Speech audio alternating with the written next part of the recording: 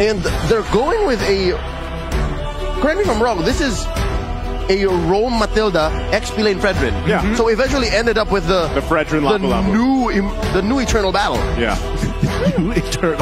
I mean, it's Eternal more like Battle a flashy battle. Like, it looks like an action movie. Like, Eternal Battle to Electric Boogaloo. yes, we'll take it. I'm with it. In theaters near you. I hate the fact that I know the reference and it tickles me every time. But I gotta keep my composure here. I gotta be one of the big boys at the table.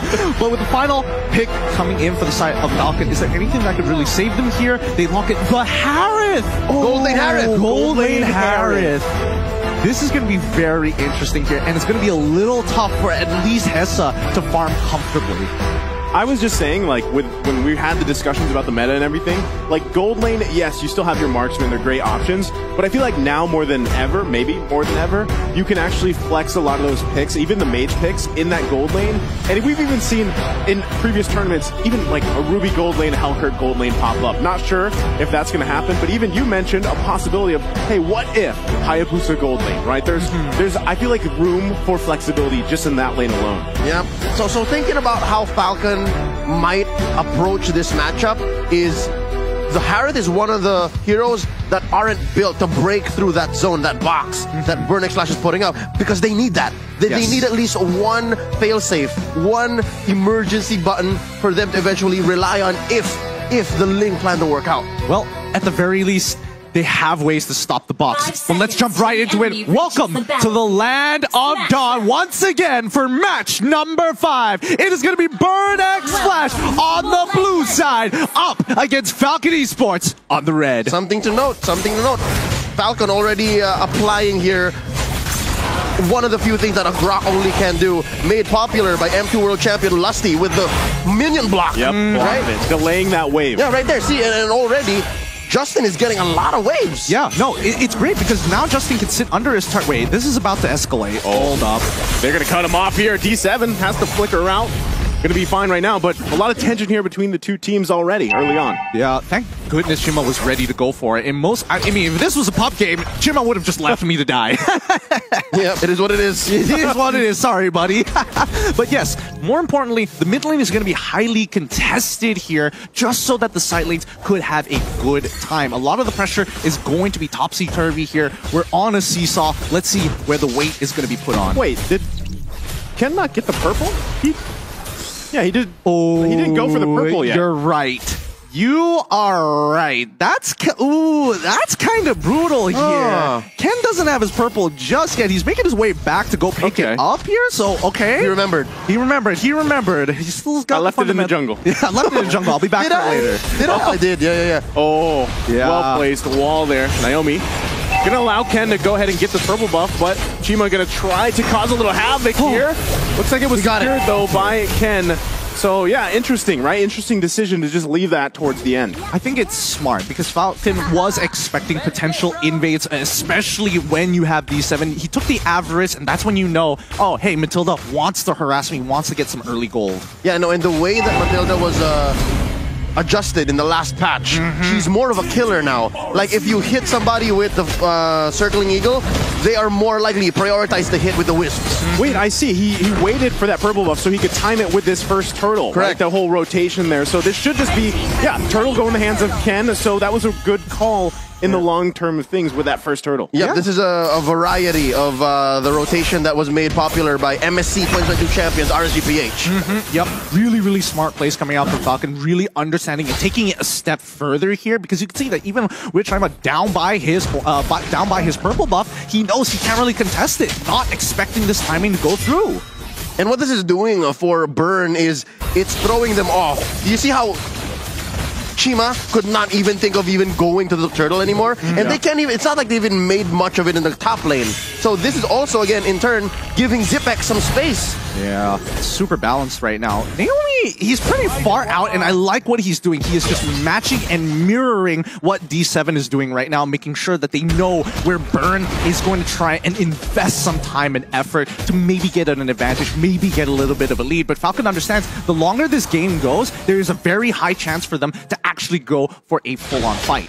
Yeah, I think they have, I mean, especially when you have a Faramis on your side, you're in the hands of Justin. Also running that last worship, the poke there is great, but also that the ultimate, right? I mean, that's why you usually pick them. You have that Colt Altar available to you. So team fight-wise, they do have that possible advantage, but still, with no one going down just yet, this is, again, we're not familiar, right, with this.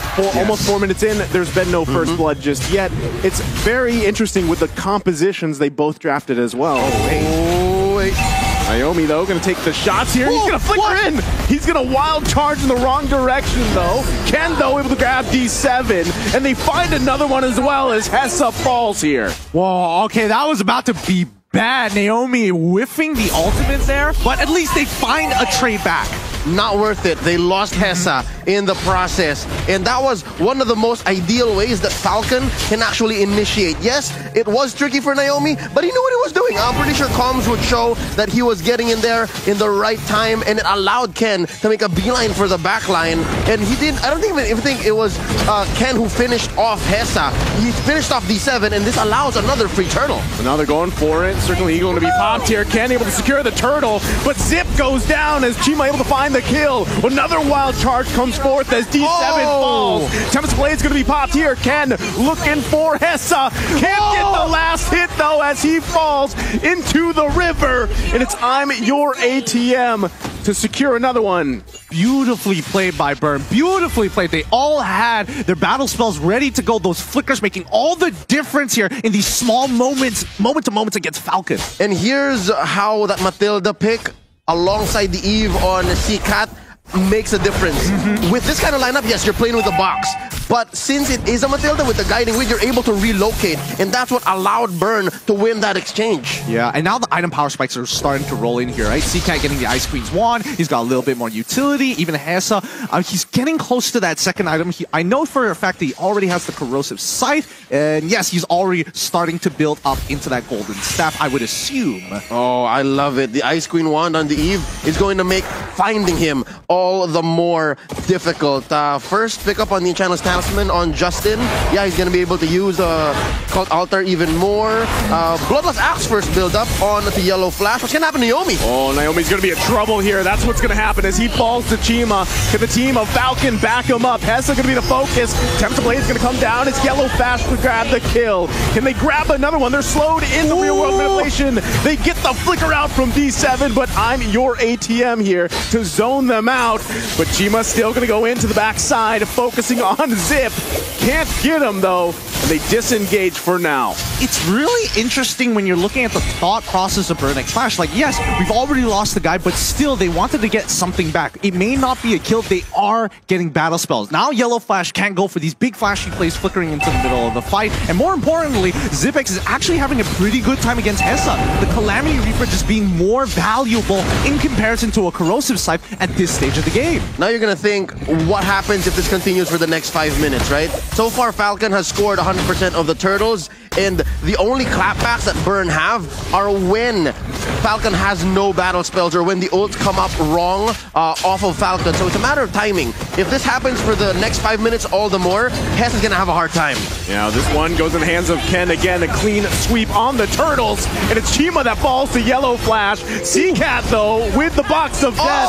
Can't get a kill. It's Hessa, though, that finds a Zip. Can they turn it around? They're going to focus on Justin as he has to flicker out, but he's not going to be able to get away as Hessa grabs another one. And D7 and CC-Cat are on the hunt for Yellow Flash. Going to the hands of C-Cat. Oh boy, that's unfortunate there. But again, we are now starting to see why people are like, hey, Hessa, he's just going to carry. Don't worry, he's got it. Because Falcon had a really good opportunity to turn, but Matilda ready to pull him out just in case. So here's one of those moments wherein, yes, Falcon got the turtle, but as long as you can protect Hessa, as long as Burn gets a winning trade, the next 5 minutes are going to look better for the Khmer. Yo, I thought Castle Crest was about to click right there. It was about to look bad, but I can see the confidence in Leo's eyes. His team has got him covered. The question is, when do we expect Zipex to actually come online? Well, looking at Zipex, 1, 2, and 4, Mystery Shop obviously is going to help him, but Chima forcing out the Cult Altar. Oh, wow. Well, Zipex, again, back to the story, he hasn't really left the gold lane. He's been here for the better part of the last, 6, 7 minutes? He rotated in mid, and another look at that team fight, right? CCAT just swiping away, clicking away. You can adjust real-world manipulation as much as possible, but that's not really it. It's all about Hessa, all about D7, allowing again to relocate and reposition to give Falcon hell. And yes, Falcon is ahead, maybe a small amount, 200, but look, down bottom, ho-ho! Ken's gonna go in with the Tempest Ablaze. Naomi able to find the connection on D7, but look at the backside! Justin falls to Chima! They didn't have the rise on the back, and they get unleashed on, and now Zip there to try to help him out.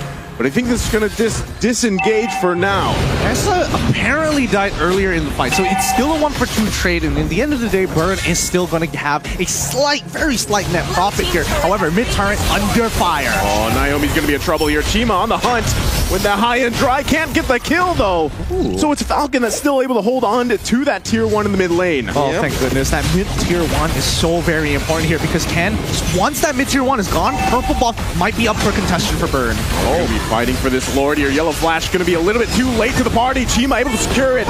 Ken from the back looking for CCAT. That's going to be the focus there, but it's Yellow Flash that falls here. Ken able to grab a kill. Zipex with the flicker out. Hessa guiding wins out. I'm your ATM falls though, and Ken with the double kill. Tempest Ablade's going to be popped here. D7 though. They're bouncing between the tier 1. Purple buff going to be up here. Ken's got to be careful. Naomi, the battle for the purple buff. Chima able to escape. No, sir. He can't as he falls there into the tier 2.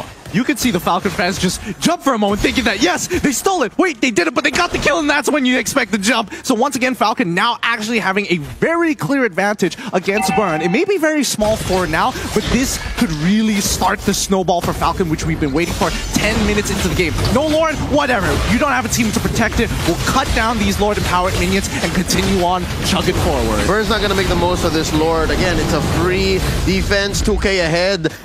I would expect that in a fight that happens much like the last one that transpired, right? If it's scrappy, a lineup like Burn is actually more favored. But given how Falcon is so good at positioning and finding angles, Ken coming in just the last minute, Zipex as well holding down that ult before he unleashes it. It's so perfect, and that's what's leading Falcon here so far to get this small lead. Again, 13-11. Lord went over to Burn, but it's Falcon who's winning more fights. I'm very curious about the item build so far. I just saw Hessa purchase the Winds of Nature. I'm not entirely sure whether he has the Golden Staff already or whether he's delaying it. We'll find out in a little bit as this fight might just break out. No, they're going to just back off. Regardless, it's more important that he picks up the Wind of Nature before anything else at this point, because Ken is so good at finding him. It's mostly for Ken, almost just for Ken. Yeah, there's still, I mean, a lot of back and forth here. I'm your ATM, going to get the taunt off. Has to be careful how they go about this. Zip, though, with the Zaman Force right into the Wind of... Okay, they're going to be fine, actually, as they back off from that real-world manipulation. The Tempest Ablaze popped as well. That's so many ultimates expended here by both teams.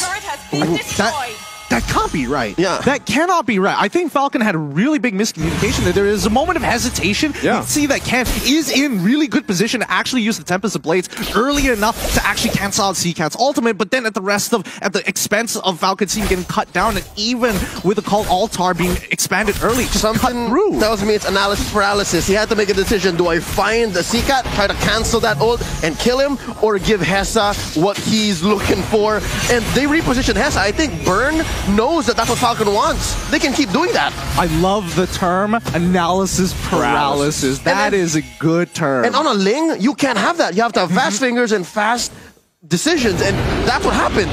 Yeah, that would be ideal, but without the purple buff, it can be a bit tough here. Now, the Lord is spawned, it's already empowered at the same time. Yellow Flash actually picking up an Oracle for himself to try to protect it, but look at the side lanes. It's really starting to even up. And you got to say, too, I mean, Ken has done a much better job this game than the previous one, and I feel like, you know, even on the same hero, and they're both junglers just hanging down on the bottom side, trying to handle those waves while they can. The rest of the team, though, pretty much working around this Lord. Again, they have the tools they need for it. do they have eyes on Naomi? Because look, Naomi can just ruin Burn here. He's going to the backside, goes in with the conceal, looking for that wild charge, goes in with the flicker. They find Hessa. The Tempest Blade is going to be popped. That's the Wind of Nature popped. It's C-Cat that falls under the tier 2. Another flicker going to come out here. The Guiding Wind, Chima from the backside decides not to go in. It's only C-Cat that falls, but it's going to be a purple buff as well, taken from Falcon. Really beautifully done coming in from Falcon. They get the cancel, but now Burn looking for trades. Oh, Chima win in, but not able to grab it. Quite low here for Falcon, but they might give it a go as Ken's working on the Lord. Circling Eagle to come out, but that is Zip able to punish D7. Lord secured as well. Naomi still standing for a little bit longer. Finally gonna fall here, but it's a 3-for-1 trade for now. Lord secured by Falcon. They had to cut their losses there. They had to. I mean, even Chima, he goes and tries to steal his own purple buff away, doesn't get it. That's where you call it quits. The Lord is coming, and you cannot afford to have members down while this push is happening. It just means that Falcon are pretty much going to get all the outer tier turrets. It's a miserable spot to be here where it's your own purple and you have to steal it. So that was a clear win for Falcon, and right now, the best that Burn can do is hope and pray. Defend within your own base. Oh, they get the real-world manipulation down here. They're just going to disengage for now. So far, I mean, Falcon just happy with a couple objectives that they grabbed for themselves with that Lord. I feel like they could get a little bit more here, but I think it's safer for Falcon not to press the advantage here for now. They're still poking away here. Zip. No, they wouldn't, right? I mean, they got another way of coming. Yeah, they're taking it slow, taking it chill. They're going to grab this turret as they work on the inhibitor 1. They have all the ultimates they need. Turret goes down to the top side. Yellow Flash quite low. He's too slow, though. As C-Cat able to grab a kill. Chima goes in. Immortality going to be popped here. The follow-up, though, as Zip grabs the kill. He's on a killing spree at this point. It looks like Burn X Flash still on the hunt here. They know they want to protect this purple buff, but without Chima, what's the point? No. C-Cat, though. Naomi getting poked down. Still has Immortality. D7 to back off for now. It's Ken that grabbed it. And another buff stolen away from Chima. I get it. The decision for Burn to overextend was just a response to Falcon saying there's no more real-world manipulation. There's very little here to punish us. Yes, they got the kill on Yellow Flash, but Chima went down. Again, very clearly, Naomi helped there. Great use of the Guardian's Barrier. Let's not forget, if you look at the items so far, Zipx at full build already. We look at Carrie, she's getting very, very close, but her main core items have been completed. Now, coming down to the tanks here, we're noticing immediately, hey, D7, he's not going for full damage. He needs to make sure he stays alive so he can be the extending arm for Burn X Flash to press an advantage or to pull away. Not just, they're using D7 as vision. They need to be able to tell where at least Naomi or Ken is, one or the other. If you don't see both coming, that's lethal. The Falcon is going to land. I repeat, the Falcon is going to land. Falcon incoming. Falcon incoming. 30 seconds on the clock, though, for the upcoming Lord. This is going to be a really big objective because now the gold lead generally doesn't matter too much, but Falcon just have one extra situational item. I think the other, not only that, but Falcon also, so far throughout this game, has done a very good job at utilizing Naomi with the conceal, that wild charge, right? And the misplacement that he's, actually the displacement that he's doing for Burn X Flash with that Guardian's Barrier. I think those are two key things that's happening here. And now that this next Lord is up, this is going to be crucial for Burn X Flash to do their best to get into an objective-based fight for them, but they're going to lose another purple buff here from Chima. It's difficult. On the contrary, I'd like to say that items still matter at this point because even Hessa, a perfectly built carry in the late game, would let go of the boots. You could save that for something else to save your hide and then get more damage output in. That is a good point. Yes. No boots carry. No boots carry. Now, with the upcoming Lord here, this is going to be a really big objective. But with no purple buff on Chima, are they even going to try? Well, I mean, it's the 4-on-4 right now, right? Both junglers kind of just hanging out. They see Naomi. Ken's gonna be fine though. They're still working on it. I'm your ATM. Gonna have to be careful. Real world manipulation gonna come down. Colt Alter there too. D7 Immortality gonna be popped. Naomi though, Hessa was trying to do his best to zone him out. They gotta deal with Hessa as well. They're still bobbing and weaving. Ken though, he's gonna fall from C-Cat. Huge mistake here. Now Falcon on the retreat, as the Lord might just go in the hands of Burn X Flash. Zip X though, no one there to contest this one. It's looking rough for Falcon. as this Lord continues to be whittled down here by Burn X Flash. Another flicker going to go out. Yellow Flash falls, though. I'm your ATM with another pickup. And just like that, Burn X Flash back in this game. Highway robbery. I'm calling highway robbery. That was clearly Falcon's Lord. But the way that Burn responded, they're not done. Oh, they're still going back and forth here, but this looks like the disengage call from Burn X Flash. They're going to go ahead and reset and march down with the Lord. Man, both of these teams not really giving each other an inch, and Ken unfortunately making... Well, I can't even blame him. It's not really that his fault. It's Seacat's great timing on the Resurrect. As soon as the Immortality pops, it's just boom. Analysis paralysis, part 2 electric boogaloo. Again, it's that same situation, right? So what do? Do I stop the Eve? Do I find where Hesa is? Because Naomi already pulled the ult. He already did the flicker wild charge, right? Yeah. So what do I do next? Well, right now, it has to be defense right now. Seacat is pulling this for the team. The box is deadly, and Falcon have to respect it, or at least stop it as early as possible. Well, right now, they're going to lose their tier 2 here. Now it's Falcon on the defense. Ken with Tempest of Blades. There's a follow-up there. Chima just barely, as Ken's able to survive here. It's Falcon fighting for their lives. I'm your AT. I'm going to get pulled a little bit, but quite tanky now on this Fredgen as another turret falls here. Falcon has to defend their base. They've already lost the bottom side. They could possibly lose the top one as well. Naomi goes in with the wild charge. Real world manipulation, able to find all the targets they need. But it's Justin that grabs the kill. He's still going to be alive. 3 fall for Burn X Flash. Justin has to be careful here, but it's Chima and D7 on the run. Oh, that was such a that all coming in from Xyp9x. He got so much value out of it. Even actually seeing when you see Ken jumping into the backlines, less hesitation this time, forcing Seacat to actually get out of there and using the Winter Truncheon super early on into the fight. It's come to the point where Falcon's box is so much bigger than Burn, and it's so much easier to activate. Chima goes down. Payback. That's about it. That's going to be it right here as they focus on this mid lane turret. Falcon looking to end the game. It's only D7 for now. Falcon Esports looking to take the first game for themselves in day 1 as they work on the base and take the game. Oh my goodness, and just like that, it's Falcon Esports putting themselves on the board. Congratulations. The Falcon has landed, folks. The Falcon has landed. This is what we were waiting to see. Yeah. Honestly, I feel like this is one of the, so far from day 1, one of the closest games we've had. I mean, in a way. One of the closest and scrappiest games, both in the same best of 1. Yeah. We were talking about how the first 5 minutes were very mum. Yeah. And then as soon as the ults came up and both teams had